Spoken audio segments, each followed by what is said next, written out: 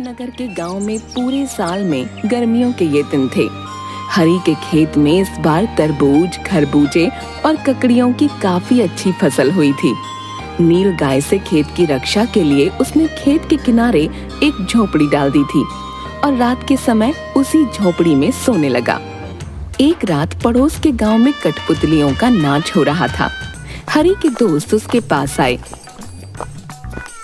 और सभी ने हरी से चलने को कहा। हरी, तुम खेतों में बैठे हो? तुमको हमारे साथ चलना चाहिए भाई।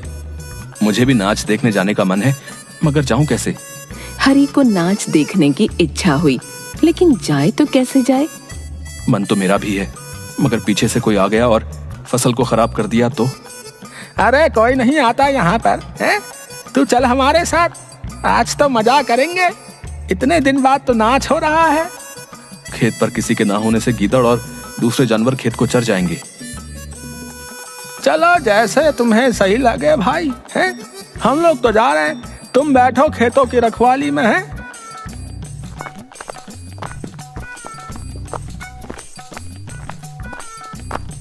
दोस्तों के जाने के बाद वह सोच ही रहा था कि जटाजूटधारी एक बाबा जी उसकी झोपड़ी की तरफ आते दिखाई दिए। देखकर हरी खुशी से उछल पड़ा, बाबा को झोपड़ी में बिठाकर। महाराज जी, आप इस कुटिया में आराम करें। तरबूज और खरबूजों से खेत भरा पड़ा है, पेट भर उनका सेवन कीजिए और कोई गीदड़ खेत में आए तो उसे भगा दें। आधी रात के बाद मैं भी वापस लौट आऊंगा। जाओ, बाबा जी सब देख लेंगे। हरी के चले जाने पर बाबा जी खेत में घुसे। चुन चुन कर मीठे तरबूज, खरबूजे ले आए। खरबूजों की मिठास और खुशबू ने मस्त बना दिया। मस्ती में आकर चिलम के ऊपर आग रखी और जोर से दम लगाया कि हाथ भर लंबी जोत ऊपर लपक ली। तिनकों ने तुरंत आग पकड़ ली और देखते देखते धूं धूं कर झोपड़ी जल उठी। बाबा जी कूद कर बाहर आना चाहते थे कि अपनी ही धोती से उलझकर गिर पड़े और आग की लपटों में जलकर भस्म हो गए। गांव वालों ने जब घास के ढेर से निकलती हुई लपटों को देखा तो खेत की तरफ दौड़ आए। हरी को आवाज लगाई। अरे देखो, हरी की झोपड़ी में आग लग गई है। जाओ उसको कोई अंदर देखो, कुछ हो तो नहीं गया। हाँ, वो पिछले 3 दिन से यहीं रह रहा था। देखो कहीं मर तो नहीं गया। तुमको हर किसी को मारना ही होता है, जब देखो दिमाग में यही रहता है तुम्हारे। हरी का कहीं कोई पता न था। सबके होश उड़ गए। शायद वो भी झोपड़ी के साथ जल गया है। उसके बड़े भाई ने बांस का एक डंडा उठाकर जलती आग को कुरेदा तो उसमें से लाश निकल आई। ये किसकी लाश है? लगता है ये हरी की ही है। देखकर घर वालों में रोवा पीटी मच गई। हरी को जला हुआ पाकर गांव के लोग दुखी हुए। उसके माता पिता, भाई बहन छाती पीट पीट कर रोने लगे। हे भगवान, ये क्या हो गया? मेरा बेटा हरी जल गया। हमें हरी का अंतिम संस्कार करना होगा। हाँ, हमें बहुत अच्छे से करना होगा ताकि इसकी आत्मा भटके नहीं। हाँ भैया, हरी बहुत अच्छा था। उसको इस जलती आग ने मार दिया है, इसलिए उसको अच्छे से विदा करना होगा। फिर तो हरी का अंतिम संस्कार करने के बाद ही वे घर लौटे। रात के तीसरे पहर हरी जब खेत पर आया तो देखा झोपड़ी राख बनी है, घास का ढेर भी फूक चुका है। उसे बाबा जी पर बड़ा क्रोध आया। कमबख्त खरबूजे को खा गया और जाते जाते झोपड़ी में आग भी लगा दी। घर के लोग अब क्या कहेंगे? सोचता हुआ वह गांव की ओर चल पड़ा। जल्दी से अपने चौपाल के पास जाता हूँ। उसने देखा कि गांव के लोग शोक की मुद्रा में चुपचाप बैठे हैं। बीच में हुक्का पड़ा है और लोगों की आंखें आंसुओं से भीगी हैं। वह समझ न सका कि लोग क्यों मौन बैठे हैं। चौपाल के एक किनारे पहुंचकर हरी ने अपने भाई को आवाज दी। भैया सुनो, इधर आओ, मुझे तुमसे कुछ बात करनी है। कौन है?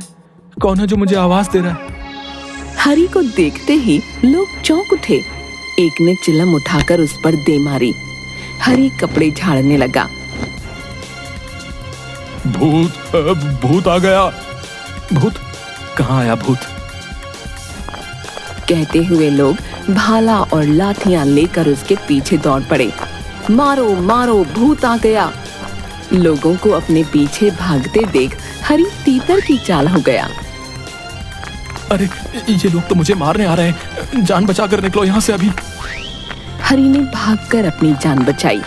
वह समझ न सका कि लोग उसे क्यों खदेड़ रहे हैं। जाकर अपने खेत के पास बैठ गया। सूर्य उदय के साथ ही हरी गांव के धोबी घाट की तरफ जा रहा था कि घाट पर उसे एक धोबी नजर आया। उसे देखकर हरी उसकी ओर चल पड़ा। वह धोबी से पूछना चाहता था। सुनो भाई, आखिर बात क्या है? गांव के लोग मुझसे इतना नाराज क्यों हैं? हरी को अपनी तरफ आते देख धोबी ने अपनी गठरी वहीं डाल दी और जोर जोर से चिल्लाने लगा। भूत भूत! धोबी भूत कहता हुआ गांव की ओर भागा। आखिर बात क्या है? लोगों ने उसे क्यों भूत बना दिया है? तभी उसने देखा कि गांव के लोग भाला, लाठियां और जलती हुई लकड़ियां लेकर धोबी के साथ उस ओर बढ़ रहे हैं। चलो मैं दिखाता हूँ कि वो कहाँ बैठा है। चलो चलो, सब साथ रहना। उससे जान ही लेते हैं कि आखिर चाहता क्या है गांव वालों से। देखकर वह अरहर के खेत में घुस गया। कहीं किसी ने भाला फेंक मारा तो मुफ्त में जान गंवानी पड़ेगी। मूर्खों ने जिंदा आदमी को भूत बना दिया है। अभी तक तो यहीं था, कहाँ चला गया? देखो कहाँ है ये। और धोबी, तुमने हरी को यहीं देखा था ना? हाँ देखा तो यहीं पर था, पर पता नहीं अब कहाँ गायब हो गया है। रात को यहाँ से निकलूंगा और जब भैया चौपाल में अकेले होंगे तभी उन्हें बताऊंगा कि मैं भूत नहीं हूँ। जब रात के लगभग 10 बज गए तो हरी डरते डरते गांव में पहुंचा। कोई देख न ले, छिपता छिपाता वह चौपाल के किनारे नीम की आड़ में खड़ा हो गया। मौका पाते ही भैया से बोला। भैया डरना नहीं, मैं भूत नहीं हूँ। हे भगवान, भूत! सुनते ही भैया इतनी जोर से चीखा कि गांव वालों की नींद खुल गई। लोग आकर इकट्ठे हो गए। गांव वालों को देखकर हरी डर गया। भागने में ही भलाई है।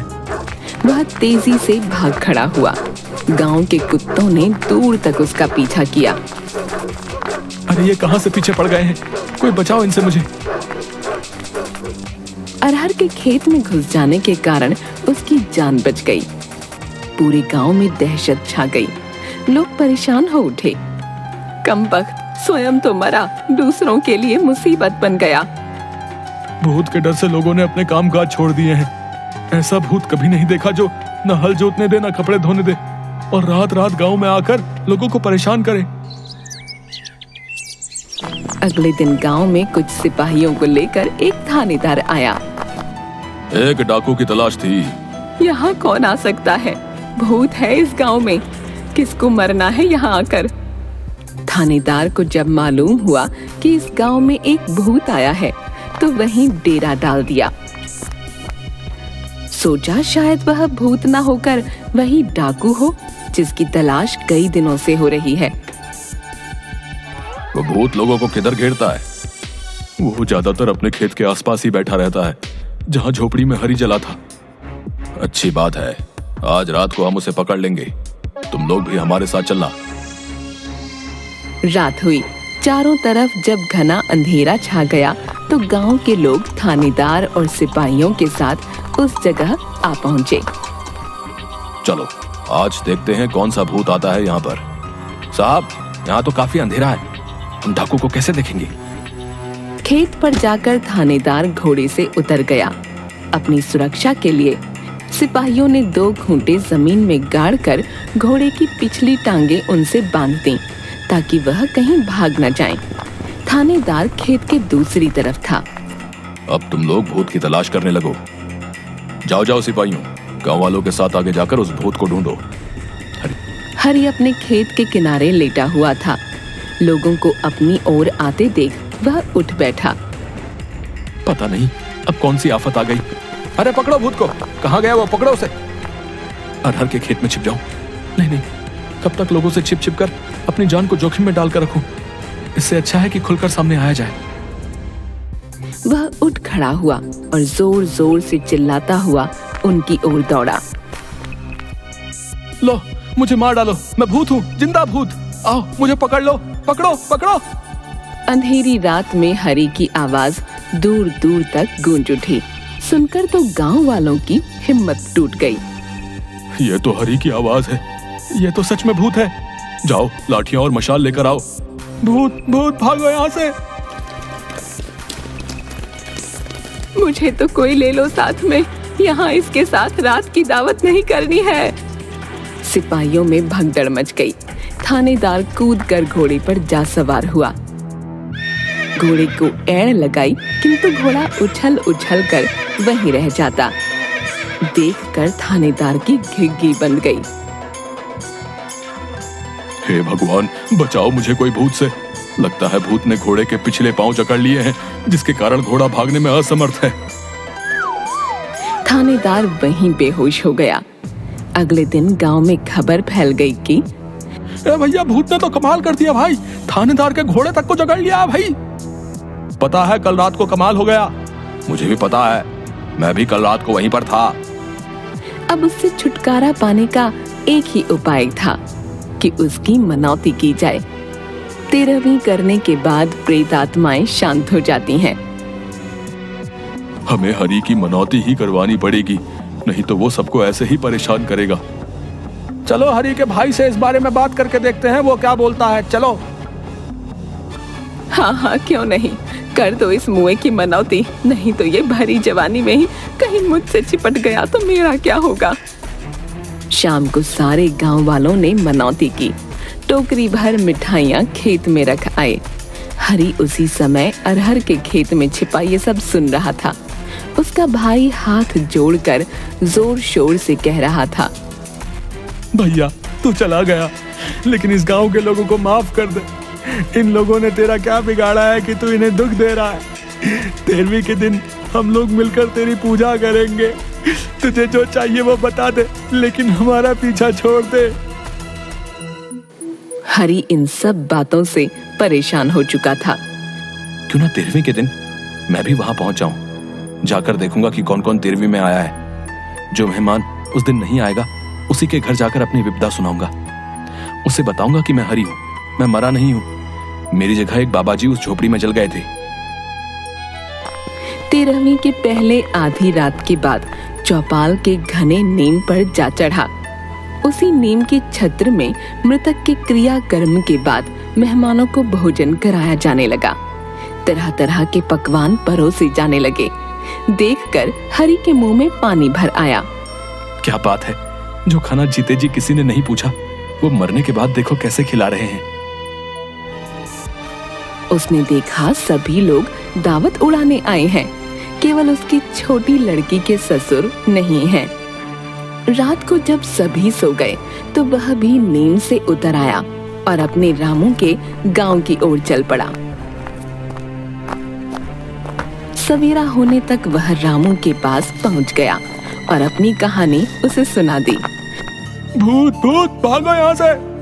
अरे सुनो समधी, मैं हूँ, डरो मत, मैं हरि हूँ, भूत नहीं। अरे ऐसा कैसे हो सकता है, तुम तो मर गए थे। सुनो, पहले मुझे खाने को दो, काफी दिन से कुछ खाया नहीं है। सुनकर रामू ने हरि की आव भगत की।